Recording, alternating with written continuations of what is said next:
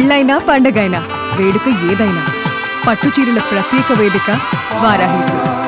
Welcome to Suman TV. మనతో పాటు BJP Rajya Sabha సభ్యులు, పార్లమెంట్ బోర్డు మెంబరు, చాలా కీలకమైన బీజేపీ నేత లక్ష్మణ్ గారు ఉన్నారు. గత వారం నుంచి దాదాపు 15 రోజుల నుంచి క్రికెట్ పోటీలు రంగరంగ వైభవంగా ముగిశాయి. మళ్ళీ నిన్నటి నుంచి అండర్-15 గర్ల్స్ అండ్ బాయ్స్, తర్వాత అండర్-14 40 ఇప్పుడు పోటీలు జరుగుతున్నాయి, ఫైనల్స్. మనతో లక్ష్మణ్ గారు ఉన్నారు. లక్ష్మణ్ గారు welcome sir. Thank you sir, మండు టెండలో మీరు వయసుని అన్నీ కూడా ఆరోగ్యాన్ని కూడా పక్కన పెట్టి ముఖ్యంగా యూత్ని ఎంపవర్ చేయడానికి ప్రధానమంత్రి క్రీడా మహోత్సవంలో నేను 15 రోజుల నుంచి చూస్తూ ఉన్నా. సుమన్ టీవీ అన్నీ ఫాలో అవుతూ ఉన్నది. గత 6 సంవత్సరాల నుంచి ఏ మంత్రి, ఏ ఎంపీ కూడా చేయని విధంగా మీరు ముషీరాబాద్ పరిధిలో ఒకవైపు బ్యాడ్మింటన్, కబడ్డీ, తర్వాత క్రికెట్ ప్రోత్సహించడానికి కారణం ఏమంటారు? ప్రధానమంత్రి నరేంద్ర మోడీ గారి యొక్క స్ఫూర్తి, వారి ఆదేశం, పిలుపు. మన గ్రామాల్లో కూడా యువత నిర్వీర్యం అయిపోతున్నారు. కుటుంబాలకే కాదు, దేశానికి కూడా భారంగా మారుతున్నారు. వాళ్ళు మత్తు పదార్థాలకు, డ్రగ్స్ అడిగి అవుతున్నారు. అదే రకంగా సోషల్ మీడియా కూడా పూర్తిగా నిమగ్నం అవుతున్నారు. తల్లిదండ్రులకే కాకుండా మొత్తం దేశానికి కూడా భారంగా అవుతున్నారు. కాబట్టి వాళ్లకు ప్రత్యేకంగా క్రీడల్లో పాల్గొంటే శారీరకంగా దృఢంగా ఉండడం కాకుండా మానసికంగా కూడా వారు దృఢంగా మారుతారని, ఏ రకంగా ప్రపంచానికి యోగాను పరిచయం చేసి దైనందిక చర్యల్లో భాగస్వామ్యం చేశారో అదే రకంగా పార్లమెంట్ సభ్యులు విధిగా తమ పార్లమెంట్ స్థాయిలో తమ రాష్ట్రాల్లో నిర్వహించాలని చెప్పినప్పుడు జనవరి నుంచి మరి ఈ భువనగిరిలో కబడ్డీ, ఖోఖో, క్రికెట్, వాలీబాల్, ముషీరాబాద్లో క్రికెట్తో పాటు ఇవాళ గాంధీనగర్లో కూడా ఈ యొక్క షటిల్ బ్యాడ్మింటన్ నిర్వహిస్తున్నారు. వేల సంఖ్యలో పాల్గొంటున్నారు యువత.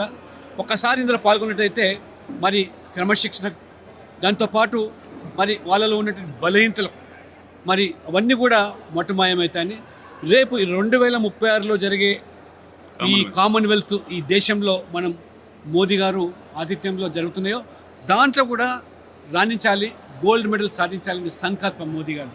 ప్రత్యేకంగా ఒక స్పోర్ట్స్ పాలసీ తీసుకొచ్చారు ప్రభుత్వం. ఒక స్పోర్ట్స్ యూనివర్సిటీ కట్టారు మణిపూర్లో.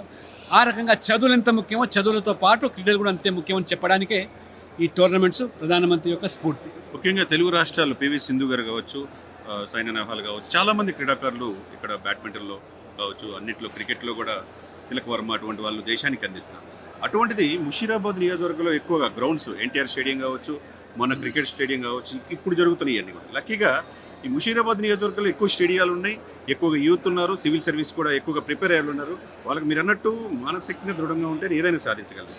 దీని పట్ల మీరేమంటారు? ముషీరాబాద్ నేను మొదటిసారి ఎమ్మెల్యేగా ఉన్నప్పుడే ఈ ఖాళీ మైదానాలన్నీ కూడా గుర్తించి అక్కడ ఎన్టీఆర్ స్టేడియంకు ఆ రోజు ప్రభుత్వంతో ప్రత్యేకంగా అక్కడ గుడిసెలు ఉంటే కూడా వాళ్ళకి పక్కా ఇల్లు కట్టించి స్టేడియం కాపాడగలిగారు.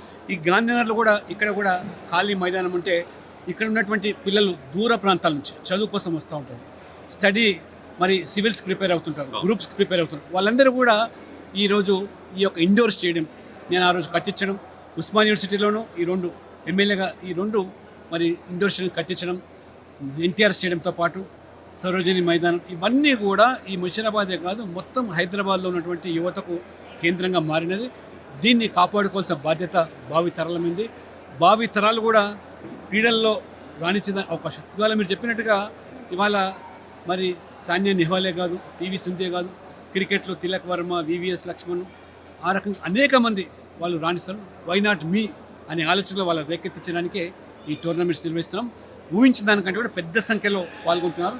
ఖచ్చితంగా ఈ యొక్క వేదిక ఈ ఫిట్ ఇండియాలో భాగంగా ఇందాక చెప్పినట్టుగా రేపు భువనగిరిలో ఫైనల్స్ ఇవన్నీ కూడా జరుగుతూ ఉన్నాయి.